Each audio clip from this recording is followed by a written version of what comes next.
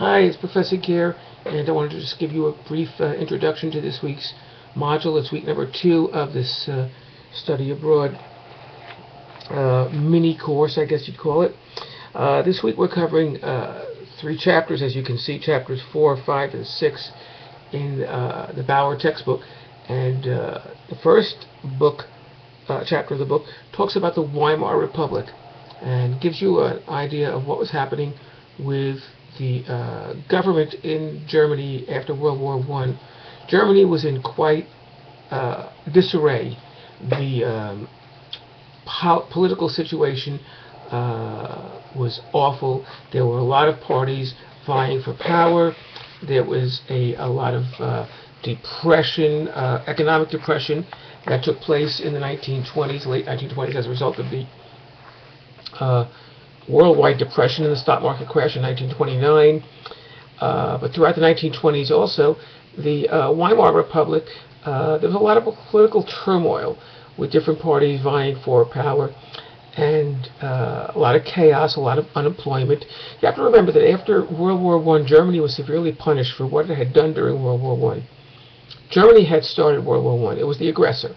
As a result of the Treaty of Versailles in 1918, the terms of Germany's surrender dictated that, number one, it limited the size of its military to a very small size, I think about 150,000 men, which is really small for a large country. They had to give up some of the territories, many of the territories that they had taken during the war, and they had to pay reparations. Reparations meant they had to pay for the damages that they caused during the time when they were waging war for 4 years against all these other countries. And those were quite severe. So coupled with the economic depression, the political turmoil, and the fact that the country had to now pay back a large amount of the damages for all these other to all these other countries, the country was in quite an uproar, and there was chaos in the streets. Lawlessness was running rampant, and so forth. And so the German people were ripe for somebody, excuse me, it's real late tonight. German people were really ripe for someone to come in and be their savior, to save Germany, to blame somebody else for all their economic and political woes. And so with all these powers and these groups vying for power in the 1920s, eventually in 1933, the Nazis emerged as the party in power. Keep in mind, the Nazis are never elected into office. Hitler was never elected into office. Most they gained was about a 37 or 39% of the vote during an election, but they never really were voted into power. They did seize power.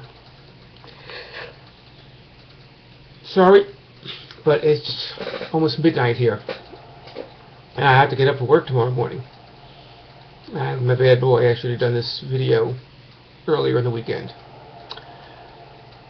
I'm like you guys. I cram sometimes. So anyway, the Nazis, when they finally gained power and seized power in 1933, begins the rise of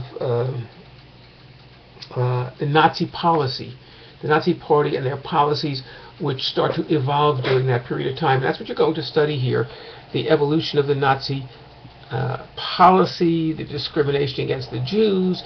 In 1935, the passing of the Nuremberg Laws, which makes discrimination against the Jews legal.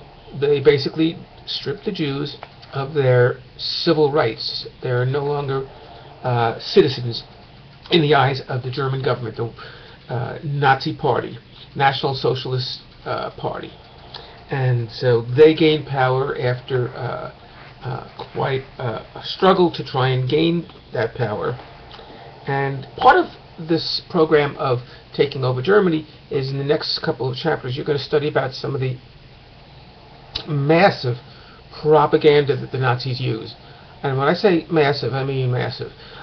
printed material, video, visual material, textbooks for children.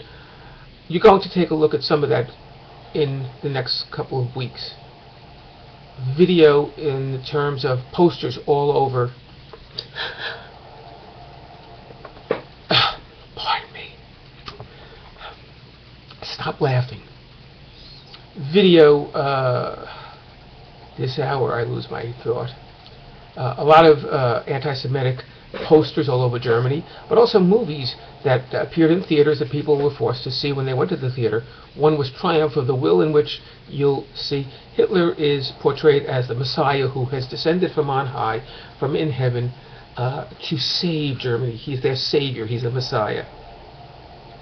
And then another kind of propaganda movie they made was called The Eternal Jew, which was a vile, nasty movie which portrayed the Jews as subhuman creatures, as vermin, as rats, literally, visually in the movie you will see that. So I'm going to be asking you to watch both of those movies. They're both rather long, but I think they'll both give you a very good picture of how the Nazis try to sell their propaganda. Two-pronged propaganda, I call it. One is building up the superiority of the German people, the Aryan race, and Hitler as the Messiah, and the other branch of the propaganda was the demonization of the Jews. And I'm going to leave the videos in this week and next week's module, so you can watch half and half if necessary. And so that will be a bulk of what you'll be reading, and then you'll read about Germany during its pre-war period, which is 1933 to 1939, when they invade Poland and World War II begins, September the 1st, 1939. So with that, I'll let you get started with the module.